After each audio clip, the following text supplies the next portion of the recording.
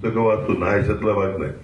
परंतु साहित्य किंवा अन्य ह्याच्यामध्ये मला किती आवड आहे ह्याच्यापेक्षा ज्यांना आवड आहे त्यांना आपण मंच उपलब्ध करून दिला पाहिजे. ही एकच भूमिका आमच्या सगळ्यांची आहे. त्याच्यामुळे काम पण तुम्हाला करायचं आहे, मेहनत पण तुम्हाला घ्यायची आहे.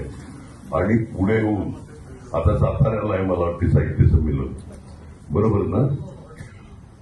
पुढे कधी 1 वर्षांनी 2 वर्षांनी 5 वर्षांनी आपला नंबर लागू शकेल का, त्या हिशोबाने सगळ्याच साहित्यप्रेमींनी पुढाकार घ्यावा.